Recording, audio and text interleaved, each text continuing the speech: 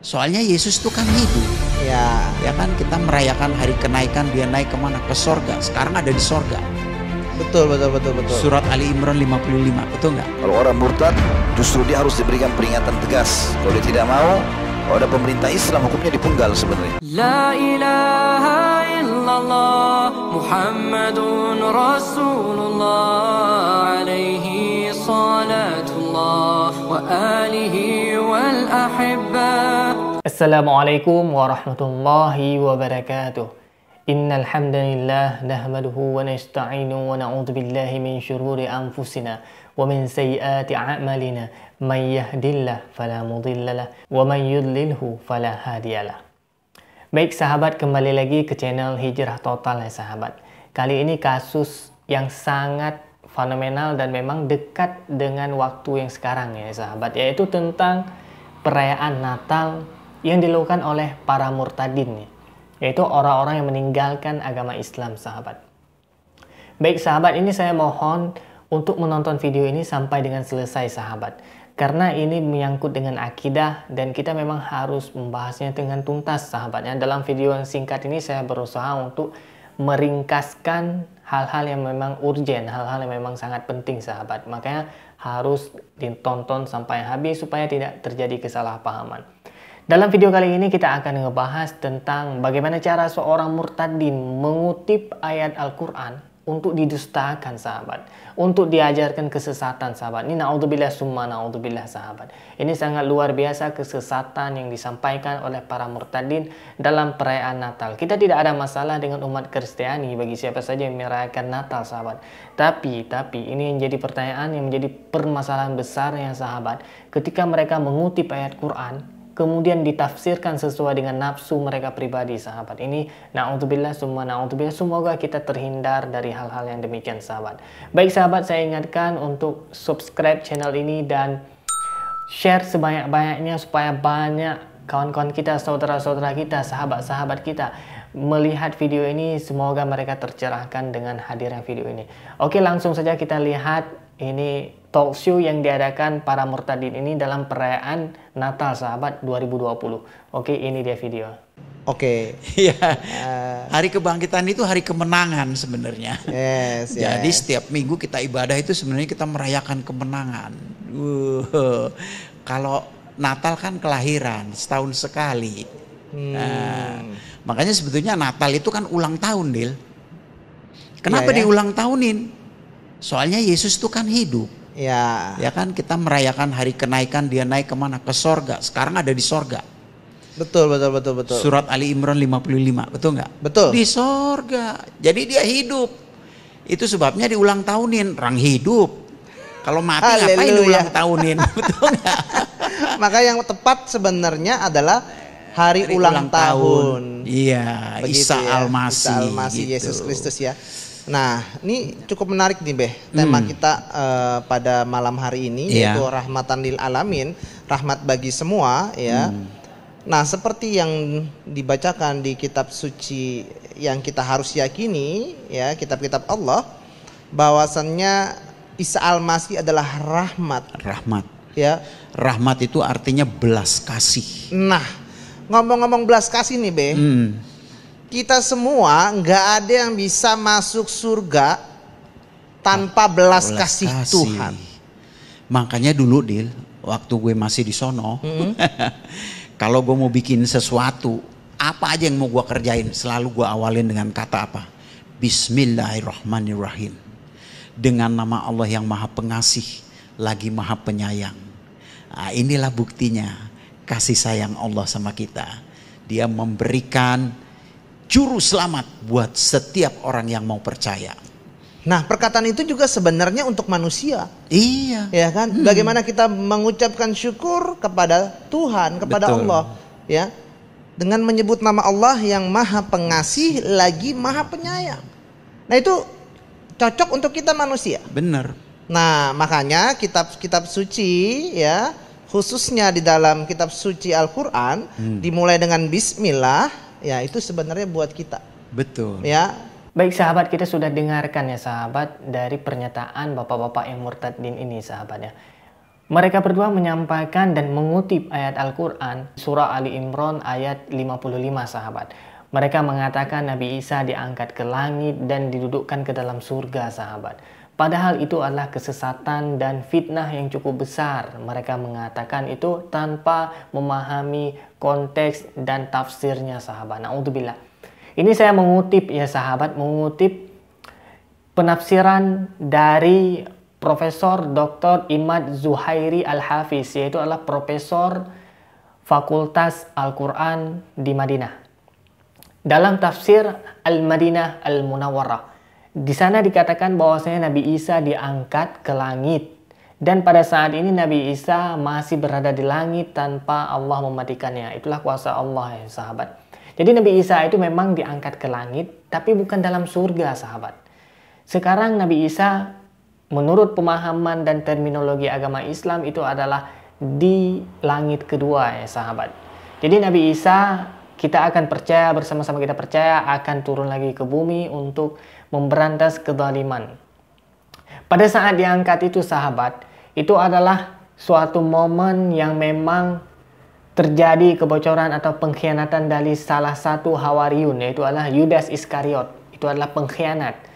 Dengan total Hawariyun itu 12, berarti yang memang tidak pengkhianat itu 11 orang, yang satunya Yudas Iskariot adalah pengkhianat. Itu pada saat itulah Nabi Isa diangkat ketika dia mau dibunuh oleh orang-orang Yahudi. Karena si Yudas Iskariot ini membocorkan di mana keberadaan Nabi Isa pada saat itu sahabat. Jadi ketika mereka mengatakan Nabi Isa diangkat ke langit, itu merupakan hal yang benar. Tapi mereka menambahkan Nabi Isa di surga. Itu adalah fitnah sahabatnya. Itulah penafsiran yang memang keliru sahabatnya. Kemudian mereka mengatakan Nabi Isa rahmatan lil alamin.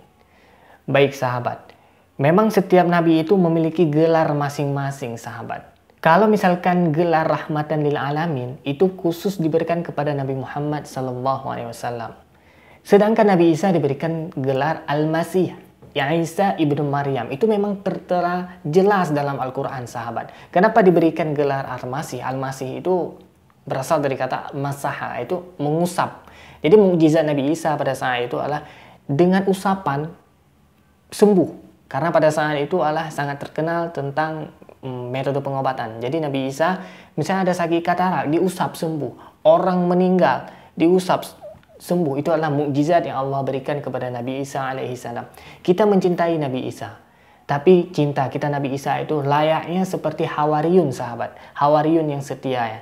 Mereka mencintai Nabi Isa sebagai Rasul, sebagai pembawa risalah sahabat. Tapi tidak menuhankan, tidak melebih-lebihkan. Bukan seperti yang kecintaan orang yang sesat pada saat ini. Kecintaan orang sesat pada saat ini mereka menganggap Nabi Isa adalah Tuhan. Padahal Nabi Isa adalah Rasulullah, orang yang diutus untuk menyebarkan ajaran-ajaran Allah dan menuhankan Allahu Samad, Allah yang esa sahabat. Baik, kita lanjutkan sahabat.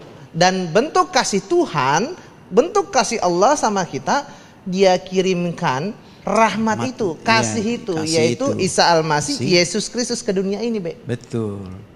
Kan dia bilang, aku datang bukan untuk orang benar, tapi untuk orang berdosa. Kita semua kan udah berdosa, nggak ada yang nggak jatuh dalam dosa, ya. Nggak ada, Be. Bener. Ayah ini pernah nih, Dil. Satu Gimana, kali ya? Ayah melayani di Solo. Itu gereja ngasih tempat Ayah nginep di rumah seorang penduduk, Be. Orangnya baik banget. Dia bukan orang Kristen.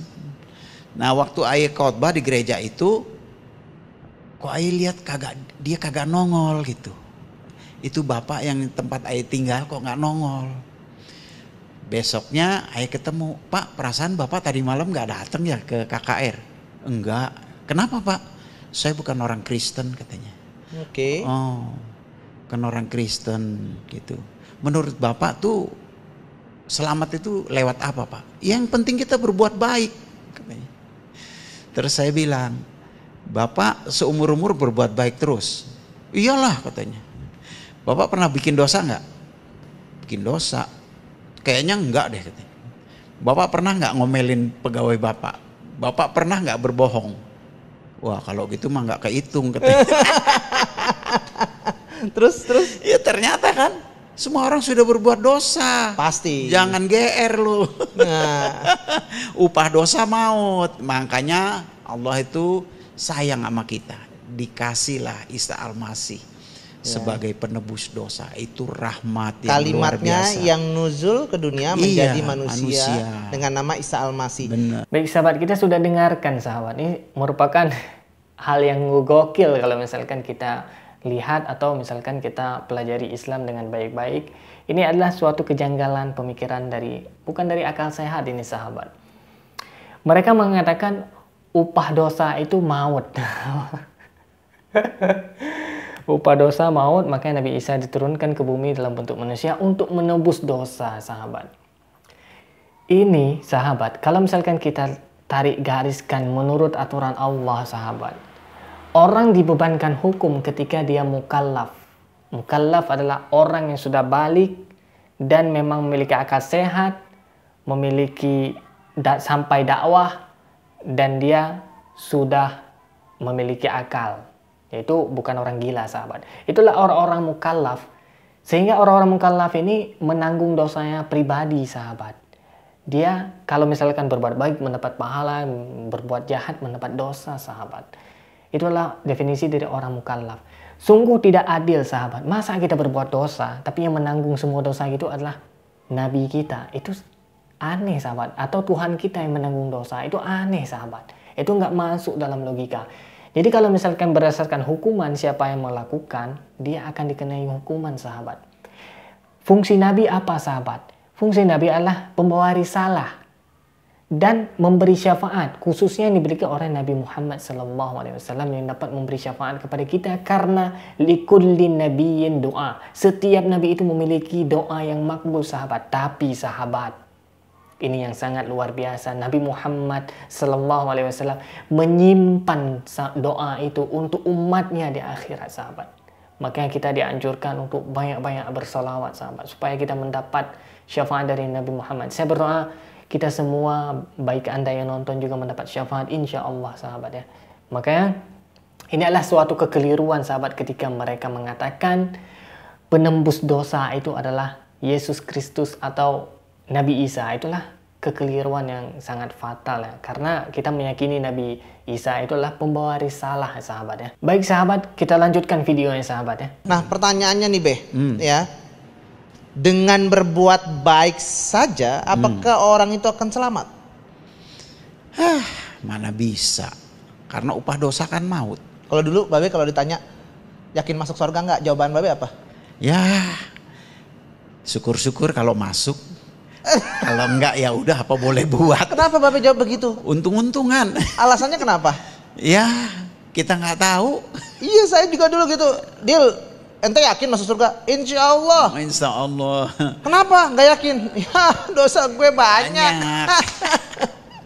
Nggak ada yang berani jamin kita pahalanya lebih besar daripada perbuatan dosa kita. Bener. Nah harus ada yang namanya kasih Tuhan, rahmat itu sendiri, yaitu Isa Al-Masih. Ya, rahmatan lil alamin. Nah kalau bayangin kalau amal baik itu menentukan masuk surga, maka standarnya berapa? Nah standarnya berapa? Tolak ukurnya berapa sampai kita bisa masuk surga? Bisa masuk surga, bisa beli tiket lah. Nah kira-kira ada nggak tuh standarnya? Aduh kayaknya nggak mungkin lah. Seumpama malaikat nih terbang di langit, terus dia teriak sama dunia, woi orang dunia, dijual nih tiket buat ke sorge gitu. Terus orang dunia nanya, berapa bos? Ya sekitar 2 triliun lah. Mungkin ada yang bisa beli, ada yang orang punya uang 2 triliun. Pasti ada. Bener nih 2 triliun rupiah, bukan gulden gitu. Enggak ada. Jadi intinya susah masuk surga. Susah, apalagi kita yang nggak punya. Apalagi saya dulu nih ya, berpikir kalau masuk surga melewati beberapa tahap. Iya. Pertama ditanya dulu. Aduh. Pertanyaannya tuh paling nggak ada 7-8 pertanyaan tuh. Aduh. Masuk alam barzah. Ya, lalu kiamat sangkakala berbunyi dikumpulkan di padang mahsyar. lalu masuk ke penghakiman, timbangan amal baik, amal buruk, lalu masuk ke mizan, lalu melewati jembatan Shiratal Mustaqim. Itu yang menentukan masuk surga atau tidak. Jembatan yang terbuat dari rambut dibelah 7. Nah, lu kagak dibelah aja kepleset, dir. Baik sahabat, kita sudah dengarkan bapak-bapak ini mengatakan standar masuk surga itu selain daripada juru selamat yang mereka katakan Yesus Kristus atau Nabi Isa, itu tidak ada sahabat ya. Padahal Nabi sudah mengatakan dengan jelas sahabat tempo hari yang lalu ya sahabat. Nabi mengatakan man qala la ilaha illallah fi akhiri kalamihi dakhalal jannah. Artinya barang siapa yang mengucapkan la ilaha illallah akan masuk surga. Itu luar biasa sahabat. Jadi standar masuk surga itu sahabat, kita berdoa kepada Allah supaya kita mati dalam keadaan beriman. Bagaimana orang yang meninggal dalam keadaan beriman? Mereka meyakini la ilaha illallah Muhammadar Rasulullah. Insya Allah dakhalal jannah. Semoga kita orang-orang yang diwafatkan dalam keadaan beriman dan di akhir kalam kita mengucapkan la ilaha illallah Muhammadar Rasulullah. Baik sahabat, standar surga itu adalah sangat-sangat mudah sahabat. Tidak perlu pengorbanan yang cukup tinggi, tapi kita perlu keimanan yang cukup tinggi. Itu bedanya sahabat. Kita tidak mesti kaya untuk masuk surga. Kita tidak mesti punya jabatan besar. Kita tidak mesti memiliki harta yang berlimpah untuk masuk surga. Tapi sahabat, dengan keimanan insya Allah kita masuk surga. Disinilah letaknya Ar-Rahim, Ar-Rahman, Al-Adl bagi Allah. Allah memiliki sifat pengasih, penyayang, dan sangat-sangat adil sahabat. Baik dia kaya, baik dia miskin sahabat. Semua bisa masuk surga sahabat. Jadi tidak pandang dia berasal dari suku mana, kulit dia warna apa, negara dia apa. Tidak pandang sahabat. Yang penting dia beriman kepada Allah, dia akan dakhalal jannah. Baik sahabat, kita sudah berbicara mengenai kesesatan atau kedustaan yang disampaikan oleh para murtadin mengenai ayat Al-Quran ya sahabat. Jadi bagaimana hukuman yang diberikan menurut agama Islam kepada para murtadin ini? Ini kita akan serahkan, kita akan dengarkan menurut pakarnya sahabat, yaitu adalah Ustadz kita bersama Ustadz Khalid Basalamah. Jadi saya berharap sahabat menonton video ini sampai selesai sahabat, supaya sahabat tidak terjadi kesalahpahaman sahabat. Baik, ini akan kita dengarkan cuplikan mengenai siksaan menurut teologi agama Islam yang disampaikan oleh Ustadz Khalid Basalamah. Itu juga dengan orang murtad teman-teman sekalian. Orang yang murtad juga sama. Kalau tadinya Islam, lalu dia keluar dari agama, itu pernah terjadi di zaman Nabi SAW. Diriwayatkan oleh Anas bin Malik radhiyallahu anhu, beliau berkata, kana rajulun nasraniyan fa aslam. Dulu pernah ada seorang laki-laki Nasrani, lalu dia masuk Islam di zaman Nabi SAW. Wa qara al-Baqarah wa al-Imran. Lalu dia membaca surah Al-Baqarah dan Al-Imran di hadapan Nabi SAW. Fa kana yaktubu lin Nabi SAW, dan dia menjadi penulis wahyu orang ini. Fa'ada nasraniyan, setelah itu dia murtad dari agama Islam. Fakana yakul, dan dia menyebarkan isu ma yadri Muhammadun illa ma katabtu lahu. Tidak tahu kecuali apa yang aku tulis untuk dia. Jadi maksudnya itu semua dusta saja, gitu kan. Maka fa'amatahu Allahu fadafanuhu. Pada saat dia selesai mengucapkan kalimat itu, Allah pun mematikan orang ini. Kemudian teman-temannya orang-orang Nasrani menguburkannya. Fa'asbaha waqad lafadhathul ard. Dan pada saat besok paginya, bumi mengeluarkannya, tidak diterima oleh bumi. Faqalu hadza fi'lu Muhammadin wa ashabihi lamma haraba minhum. Maka orang-orang Nasrani di situ mengatakan, ini adalah perbuatannya Muhammad dan teman-temannya karena merasa marah kenapa orang ini meninggalkan agamanya. Maka kemudian dikatakan nabashu an sahibina fa'alquh. Maka dia pun atau mereka pun menggali kembali kuburan teman kami ini lalu membuangnya. Fahafaru lahu fa'amaku. Maka mereka pun akhirnya menggali kuburan dan mereka sengaja mendalamkannya supaya sulit untuk dijangkau. Fa'asbaha waqad lafadhathul ard. Besok paginya jasadnya orang itu keluar lagi dari kuburan. Faqalu, maka berkata lagi mereka, hadza fi'lu Muhammadin wa ashabih. Inilah yang Muhammad buat dan teman-temannya. Nabashu an sahibina lamma haraba minhum fa'alqaw. mereka berusaha untuk menggali dan mengeluarkan jasad teman kami ini pada saat lari dari mereka, maka mereka pun membuangnya. Fahafaru lahu wa a'maku lahu fil ard mastata'u. Kemudian mereka pun akhirnya menggali lebih dalam lagi kuburan tersebut semampu mereka, sangat dalam. Kemudian mereka menguburnya. Fa asbaha wa qad lafadhathul ard. Tapi ternyata hari ketiga tetap saja dia keluar atau dikeluarkan oleh bumi. Fa'alimu annahu laisa minan nasi fa'alqaw. Maka akhirnya mereka sadar ternyata itu bukan perlakuan manusia tapi dari Allah Subhanahu wa taala. Maka akhirnya mereka membiarkan jenazah orang yang murtad tadi ini tergeletak di situ. Jadi sebab siksa kubur yang pertama adalah tentang masalah ini. Oleh karena itu teman-teman sekalian kita harus perhatikan baik-baik. Walaupun kita sudah muslim, harus hati-hati. Jangan sampai terlintas dalam hidup kita hal-hal yang membatalkan syahadat kita. Makanya Ibnu Taimiyah rahimahullah, kadang-kadang beliau mengucapkan syahadat tiba-tiba, lalu muridnya tanya, kenapa anda buat itu? Beliau bilang, saya khawatir jangan sampai ada detik-detik hidup saya yang saya lakukan kekufuran, saya tidak sadar lalu saya mati. Maka saya masuklah ke dalam neraka. Makanya kita ada pengulangan syahadat pada saat azan. Sehari kita sholat 5 waktu. Selalu muadzin bilang, asyhadu an la ilaha illallah wa asyhadu anna Muhammadar Rasulullah. Lalu kita yang dengar disuruh apa? Ikuti. Kan gitu. Berarti kita 5 kali ulangi syahadat kita sehari dari azan saja. Belum tasyahud. Asyhadu an la ilaha illallah wa asyhadu anna Muhammadar Rasulullah, tasyahud. Kalau kita hitung tasyahud kita itu, sholat wajib, sholat sunnah, banyak sekali. Bisa puluhan kali. Belum tahajudnya, belum duhanya, belum sholat qabliyah, sholat ba'diyah, sholat wajib, banyak. Sholat udhu, sholat taubat dan seterusnya. Maka syahadat ini memang sering diulangi. Karena memang dikhawatirkan seseorang bisa kufur. Ya, kita tidak tahu. Dan ini harus hati-hati tentunya teman-teman sekalian. Khusus masalah orang yang murtad, tidak usah dipedulikan. Kalau orang murtad, justru dia harus diberikan peringatan tegas. Kalau dia tidak mau, kalau ada pemerintah Islam, hukumnya dipenggal sebenarnya. Tapi kalau tidak menerima hukum Islam, kita serahkan kepada pemerintah kita. Gitu kan? Mau dipenjara atau mau dibebaskan, itu urusan mereka, nanti tanggung jawab hari kiamat. Tapi dalam Islam tidak bisa main-main, karena menolak kebenaran. Gitu. Baik sahabat, kita sudah dengarkan sahabat.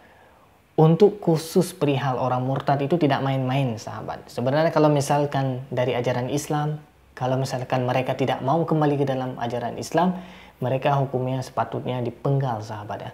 Ini adalah hukuman bagi orang-orang murtad. Karena kita negara demokrasi, yaitu terserah kepada pimpinan, terserah kepada pemerintah sahabat ya.